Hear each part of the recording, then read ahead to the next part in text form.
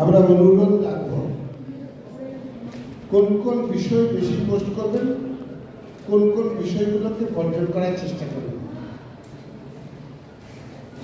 আপনাদের মাথায় রাখবেন, একটি শিশু মানুষ করার জন্য এই প্ল্যাটফর্ম, তাহলে শিশুর বিকাশ ঘটবে সেই জিনিসগুলোকে বেশিভাবে পোস্ট করবেন, যেগুলো শিশুর বিকাশের পরিপন্থী সেগুলিকে কম পোস্ট করবেন। নামকরণের যৌক্তিকতার উপর প্রাধান্য দেবেন। এক দুনিয়া নামকরণের বৈশিষ্ট্য কি? মানব সম্পদ এক জায়গায় আসবে, ডেভেলপ করবে। সেই জন্য করজোরেও আবেদন জানাবো, রাজনৈতিক বিষয়টা আর ধর্মীয় বিষয়টা পোস্ট না করার চেষ্টা করবেন। কারণ রাজনৈতিক বিষয়টা যখন আমি পোস্ট করবো, এটা লাইফে দরকার, অবশ্যই দরকার, তখনই এক দুনিয়া থাকবে, বিভিন্ন দুনিয়াতে ভাগ হয়ে যাবে। ধর্মীয় বিষয়টা একই বিষয়, ধর্মীয় মতামত অনুসারে মানব ধর্ম ছাড়া কিছু নাই, কিন্তু আমরা নিজেরা ডিভাইড করে নিচ্ছি, তাহলে এক দুনিয়ার বৈশিষ্ট্য রাখা যাবে। সেই জন্য এই দুটি অর্জন করার চেষ্টা করি। আর নেগেটিভ শিশু মনে প্রভাব করবে এগুলিকে বর্জন করবে, আর যেগুলি শিশু মনের প্রভাব ভালো করবে, অনেকে নাচ গান প্রেম প্রীতি কার্টুন আনন্দ সব হবে, ছেলে সব লাগবে, এটা নয় যে শুধু এডুকেশন। হ্যাঁ, একটা জায়গায় ছিল শুধু ভিজিট, আমি একটা জায়গায় আছি, সেটা হচ্ছে পজিটিভ বার্তা। এটা একটা প্ল্যাটফর্ম, কিন্তু পজিটিভ বার্তা এটা কোনো একটা চ্যানেলের উপর নির্ভর করে বা প্ল্যাটফর্মের উপর নির্ভর করে দাঁড়িয়ে আছে, এবং সেটা অনলি পজিটিভ। এটা কিন্তু অনলি পজিটিভ নয়, ছেলে মানুষ করার জন্য যা লাগে। এটা একটা সোশ্যাল প্ল্যাটফর্ম, আপনাদের সহযোগিতা কথা বলবো না, আপনাদের অংশগ্রহণ আবশ্যক বলে আমি মনে করি। নমস্কার।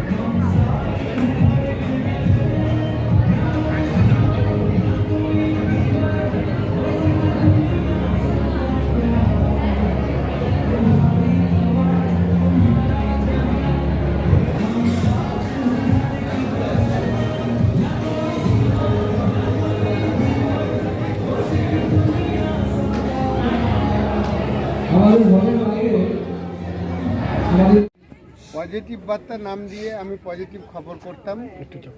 আমার মনে হয়েছিল মানব সম্পদকে এক করতে হবে। এই মুহূর্তে মানব সম্পদকে এক করার মেন বাধা হচ্ছে ধর্মীয় বাধা রয়েছে, রাজনৈতিক বাধা রয়েছে। করজোরে আপনাদের কাছে আবেদন করব, এগুলো কম দেবেন। আপনারা মনে করবেন আপনার বাড়ির একটি সন্তান আছে, তাকে মানুষ করতে কি কি ভালো খবর এখানে দেওয়া যাবে সেগুলোকে দেবেন। পৃথিবীর বুকে একটি আমরা প্ল্যাটফর্ম তৈরি করতে চাইছি যেখানে শিশু দেখবে পৃথিবীটি কত সুন্দর। বাস্তবে কি হয় জানেন, সবাই ছোট ছোট ঘরে বাস করি, মা ঘরের মধ্যে থাকে, পৃথিবীটাকে দেখানো হয় টিভি বা মোবাইলের মাধ্যমে। আর টিভি তার দায়িত্ব পালন করে, বিভিন্ন চ্যানেল যে সমাজে যেগুলো খারাপ হচ্ছে তুলে ধরে। বাচ্চাটি মনে করে পৃথিবীটা এত খারাপ, সে ওখানে দেখতে দেখতে 10 বছরের মধ্যে, 3 বছর থেকে 10 বছরের মধ্যে ভাবে আমার মাও খারাপ, বাবাও খারাপ। তাই জন্য দেখবেন ছেলেগুলো একগুয়ামি হয়ে যাচ্ছে, বাবার কথাও শুনে না, মায়ের কথাও শুনে না। তার মেইন কারণ সে দেখছে পৃথিবীতে কেউ আমাকে ভালোবাসে না, তার মেন্টালিটি এই জায়গায় হচ্ছে। এই চেতনা থেকে আমার মনে হয়েছে এটা একটা মানুষের নীতি। এমনকি যে সন্ত্রাস করছে, যে ডাকাতি করছে, যে চুরি করছে, তার স্ত্রীও চাইবে আমার ছেলেটা ভালো হোক, তাই তার স্ত্রীও যুক্ত হবে। আর এই নারী শক্তি সবাই যদি যুক্ত হয়, এআই তাদের কাজে লাগিয়ে দেওয়া হয়, তাহলে আপনার মতো ওনারাও কাজ করতে পারবেন। তাই শক্তি হচ্ছে নারী শক্তি, সমস্ত মা যুক্ত হবে এই প্ল্যাটফর্মটাকে ডেভেলপ করতে। তাই আমি নিশ্চিত কিছু দিনের মধ্যে এই প্ল্যাটফর্ম ডেভেলপমেন্ট হবে। আপনারাও পুত্রের বাবা, আপনাদেরও করজোরে এখানে অংশগ্রহণ করার জন্য আবেদন জানালাম। ব্যবসায়িক দৃষ্টিকোণ নয়, যে উদ্দেশ্যে আপনি রোজগার করছেন ছেলে মানুষ, সেটি ভালোভাবে মানুষ করার জন্য ইনভেস্ট করতে আবেদন জানাচ্ছি। এর জন্মলগ্ন 3-4 দিন আগে যেভাবে আইডি ক্রিয়েট করে মানুষজন যুক্ত হয়েছে, আমি নিশ্চিত আমার যেটা উপলব্ধি সেটা মহিলারা অন্তত বুঝতে পারে। আমাদের ছেলেমেয়েরা মানুষ করছি টিভির সামনে দাঁড়িয়ে, সেটাই তারা টিভিটাকে দেখছে। বিভিন্ন বাণিজ্যিক কারণে হোক, সোশ্যাল দায়বদ্ধতা থেকে হোক, মিডিয়া শুধু নেগেটিভগুলোকে তুলে ধরছে। শিশু ভাবছে আমি পৃথিবীতে এসেছি এমন একটা জায়গায় টোটালটা নেগেটিভ। বিভিন্ন সিরিয়ালে সে দেখছে মা বাবাকেও বিশ্বাস করা যায় না। 10 বছরের মধ্যে ছেলের মনে হচ্ছে আমি কাউকে বিশ্বাস করি না, আমি কাজ করব। এই জায়গা থেকে আমার মনে হয়েছে সামাজিক দায়বদ্ধতায় একটা প্ল্যাটফর্ম করা দরকার যেখানে শিশুকে বাঁচানো যাবে, অর্থাৎ পৃথিবীটি কত সুন্দর সে দেখতে পাবে। দায়িত্বশীল নাগরিকের কাছে আমি আবেদন করব, এখানে আইডি ক্রিয়েট করুন, আপনারা যুক্ত হন, কিন্তু দায়িত্ববোধ পালন করুন। কী দায়িত্ব পালন করবেন? অবশ্যই একটি শিশু সুন্দরভাবে মানুষ হতে গেলে কী ধরনের খবর তার পক্ষে উপযোগী হবে সেই বুঝে এখানে পোস্ট করুন। আপনি পেশায় যাই করুন, নিজে যত খারাপই হোক না ভালোই হন, সবাই চাইবেন আমার ছেলেটি ভালো হোক। তাই জন্য সমস্ত মানুষের কাছে আবেদন, নিজের শিশুটিকে মানুষ করার জন্য প্ল্যাটফর্মটা তৈরি করছেন, এই মানসিকতায় শিশু মনের কোনো ইফেক্ট ঘটবে বা নেগেটিভ অ্যাটিটিউড আসবে এই ধরনের কিছু পোস্ট করবেন না। আর যেহেতু সামাজিক দায়বদ্ধতা এই কাজ করছে, করজোরে আপনার কাছে আবেদন, dunia.com অর্থাৎ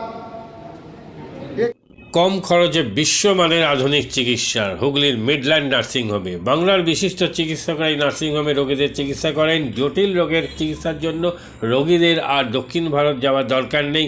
হুগলির মিডল্যান্ড নার্সিংহোমে পাওয়া যাবে বিশ্বমানের আধুনিক চিকিৎসা পরিষেবা। এখানে প্রসূতি মা ও সদ্যজাত শিশুদের বিশ্বমানের আধুনিক চিকিৎসা পদ্ধতিতে চিকিৎসা করে থাকেন গাইনো ও শিশু চিকিৎসকরা। দুপুর 12টা হোক বা রাত্রির 12টা, রোগীদের জন্য 24 ঘন্টা চিকিৎসা পরিষেবা বজায় রেখেছে হুগলির মিডল্যান্ড নার্সিংহোম। আমি ডক্টর মানস ঘোষ, আমি মিডল্যান্ড নার্সিংহোমের মেডিকেল ডিরেক্টর। বিশেষত্ব বলতে যেটা আপনি বললেন, একটা হচ্ছে এনআইসিইউ, নিউনেটাল কেয়ার ইউনিট। আমি বলতে পারি এটা আমাদের আশেপাশে হুগলি জেলায় নেই। নিউনেটাল মানে হচ্ছে যেটা বাচ্চা জন্মের পরেই প্রথম 28 দিনকে আমরা নিউনেট বলি, প্রথম ফার্স্ট 4 উইকস। তো এই সময়ে বাচ্চাদের সমস্ত রকমের চিকিৎসায় বলুন বা তাদের দেহের গঠন বলুন বা তাদের রোগগুলোই বলুন, সেগুলো সবগুলো অন্যান্য বাচ্চা মানে তার থেকে বড় বাচ্চার থেকে কিন্তু অনেকটাই আলাদা। এবং এই ক্ষেত্রে বাচ্চারা খুব সেনসিটিভ হয়, বাচ্চাদের রোগ প্রতিরোধ ক্ষমতাও অনেক সময় কম থাকে এবং এগুলোর জন্য স্পেশাল কেয়ার লাগে নিউনেট। এবং তাদের পুরো চিকিৎসা পার্টটা একটা আলাদাভাবে তৈরি হয় প্রথম 28 দিনের জন্য। আমরা এখানে চুঁচুড়া, বিশেষ করে চুঁচুড়া এবং হুগলিবাসীর জন্য এই জিনিসটা আমরা আনতে পেরেছি, যেখানে আমাদের বাচ্চাদের এই নিউনেটদের ক্রিটিক্যাল মানে খুব খারাপভাবে যে নিউনেটগুলো জন্মেছে বা যারা জন্মের পরে যারা হাঁপাচ্ছে বা যারা মেকোনিয়াম খেয়ে ফেলেছেন বা যাদের কোনো জন্মের পরে কোনো রকমের শ্বাসকষ্ট বলুন বা কোনো রকমের অসুবিধে হয়েছে বা জন্ডিস ধরা পড়েছে বা অন্য কোনো কমপ্লিকেশান হয়েছে, সেই ধরনের বাচ্চাদের চিকিৎসা করার জন্য উপযুক্ত ব্যবস্থা আমরা এখানে করতে পেরেছি। তার ভিতরে আমরা বলতে পারি আমাদের এখানে ওয়ার্মার আছে সাফিসিয়েন্ট, আমাদের এখানে 6টা বেডের জন্য ওয়ার্মার আছে এবং আমাদের এখানে ফটোথেরাপি মানে বাইলেয়ার ডবল সারফেস ফটোথেরাপি আছে যাদের কনজেনিটাল বা যাদের জন্ডিস ধরা পড়েছে তাদের জন্যে। এবং বাচ্চাদের ভেন্টিলেটার আছে আমাদের একদম নিওনেটদের জন্য, এই ভেন্টিলেটার সাধারণভাবে সব জায়গায় পাবেন না। এবং বাচ্চাদের বাবেল সিপ্যাপ, যেটা একটা স্পেশালাইজ মেশিন, বাচ্চাদের যেহেতু ভেন্টিলেটার খুব বেশি লাগে না, কিন্তু বাবেল সিপ্যাপ বলে একটা জিনিস খুব বেশি লাগে তাদের অক্সিজেনের পরিমাণ কমে গেলে, তাদের শ্বাসকষ্ট হলে, সেটাও আমাদের এখানে আছে। এবং আমি কিছুদিন আগে আমাদের একটি বাচ্চা এখানে ভর্তি হয়েছিলেন যার শ্বাসকষ্ট হতে শুরু করেছিল জন্মের 6 ঘন্টা পর থেকে, এবং সুন্দরভাবে তাকে আমরা এখানে চিকিৎসা দিয়েছি। আমাদের এখানে দুজন খুব ইয়ং মানে এনথুজিয়াস্টিক পেডিয়াট্রিশিয়ান আছেন, ডক্টর মৈত্র এবং ডক্টর ঘোষ। তো তারা তাদের দুজনের আন্ডারেই বাচ্চা ভর্তি ছিলেন। অন্য পেডিয়াট্রিশিয়ানরাও আসেন, বাট এনারা আমাদের এখানে সবসময়ই থাকেন মোটামুটি একটা স্তম্ভের মতো আমাদের নিউনেটাল কেয়ার ইউনিটের জন্য। এবং বাচ্চাটি এই মুহূর্তে খুবই ভালো আছে, তাকে আমরা ডিসচার্জ করেছি। এটা কি প্রিম্যাচিওর বেবিদের ক্ষেত্রে এটা বেশি প্রয়োজন হয়? ভীষণভাবে প্রিম্যাচিওর বেবি যারা একটু আগে জন্মেছেন বা যাদের ওয়েট কম হয়েছে, এবং অনেক সময় মায়ের বা ওয়েট অনেক সময় বেশি ওয়েট হলেও যে সেটা ভালো সেরকম নাও হতে পারে, যেমন ডায়াবেটিসের ক্ষেত্রে হতে পারে, বা অনেক সময় বাচ্চাদের বারবার জন্মানোর পর সুগার ফল করছে, এটাও আমরা দেখি। অনেকগুলো কারণেই যেগুলো জন্মের পরেই যে সমস্ত সমস্যাগুলো হয় সেগুলোর জন্য এরকম স্পেশালাইজ ইউনিট দরকার হয়, নিউনেটাল কেয়ার ইউনিট, এবং সেটা আমরা এখানে করতে পেরেছি। প্রথম কথা হচ্ছে জীবনের দাম সব থেকে বেশি, ঠিক আছে? এবং যে মা 10 মাস তার বাচ্চাটাকে গর্ভে ধারণ করেছেন, তার জন্যে সারা পৃথিবীর সব থেকে মূল্যবান জিনিস বা সেই বাবাটির জন্য কিন্তু সেই শিশুটি। রিগার্ডিং কস্ট যদি বলেন, আমরা এমনিতে একটা মফস্বল এলাকাতে থাকি এবং আমাদের পুরো নার্সিংহোমটাই মফস্বল এলাকাতে। আমরা সেটার কথা মাথায় রেখেই আমাদের যে সমস্ত কস্টগুলো রেখেছি। এবং এই যেটা বললাম, কয়েকদিন আগেই আমাদের একটি বাচ্চা যাকে হঠাৎ করে শিফট করতে হয়েছিল নিকুতে, সেই চিকিৎসা পেয়ে গেল। তার বাবা মা দুজনেই খুব স্যাটিসফাইড। আমাদের যে ফেসবুক পেজ আছে, সেখানে আপনারা তাদের কথা শুনলে বুঝতে পারবেন। এবং কস্ট মানে যথেষ্ট রিজনেবল।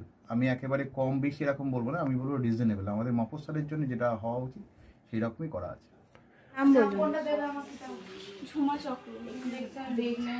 আপনার সুব্রত চক্রবর্তী। কি বাচ্চা আছে? ছেলে কতদিন অ্যাডমিট ছিলেন এখানে? 4 দিন, আজকে নিয়ে 5 দিন ছুটি, ডিসচার্জ নিয়ে 5 দিন কোন ডাক্তারের মানে আন্ডারে হয়েছে? কৌশিক ব্যানার্জি। আর বাচ্চাকে কে দেখছিল? শুভদীপ মিত্র, ডক্টর শুভদীপ মিত্র। বাচ্চার কি হয়েছিল? শ্বাসকষ্ট ছিল, আপনার স্যাচুয়েশন পাচ্ছিল না, ফটোথেরাপি দিতে হলো। এটার জন্য শ্বাসকষ্টের জন্য কি করতে হয়েছিল? ভেন্টিলেশন দিতে হয়েছিল। প্রথম সকাল থেকে তো এমনি নর্মাল অক্সিজেন চলছিল, রাতের দিক থেকে আবার ভেন্টিলেশন দিতে হয়েছিল।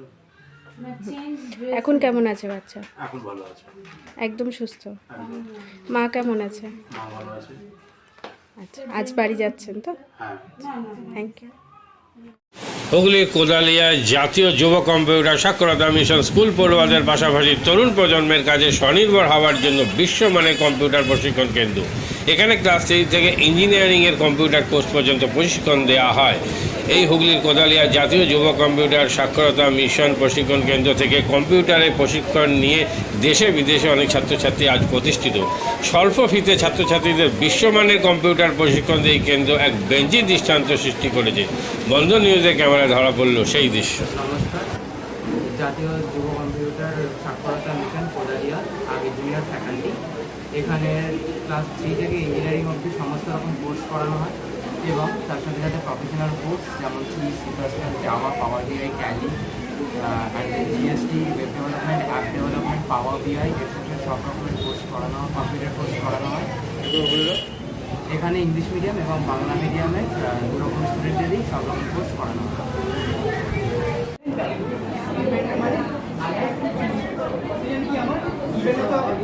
সেকেন্ড কি আমার ট্যালেন্ট গ্রুপ, রাইট?